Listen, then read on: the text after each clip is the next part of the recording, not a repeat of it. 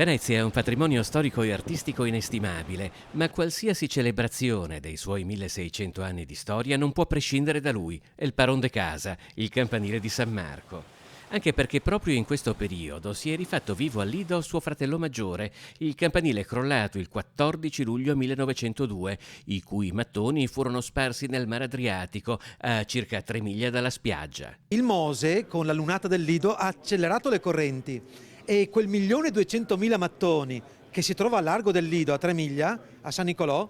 praticamente per rotolamento arrivano in spiaggia e quest'anno ne sono arrivati tantissimi. È da qui che nasce il progetto El Parón de Casa, un'iniziativa a più livelli che coinvolge un ampio spettro di enti e istituzioni cittadine, tra pomeriggi di archeologia pubblica in spiaggia, in collaborazione con l'Università di Ca' Foscari, salotti culturali e scientifici, giochi didattici per le scuole, seminari e persino un concorso riservato alle scuole per ricostruire il proprio campanile con materiali riciclati. Questa serie di eventi hanno lo scopo di far scoprire, di far vivere ai nostri ragazzi, ma anche a tutti i veneziani, il nostro territorio, farli immergere nelle bellezze che la nostra città ha da offrire, che sono bellezze veramente a 360 gradi e sconfinate, e quindi speriamo di far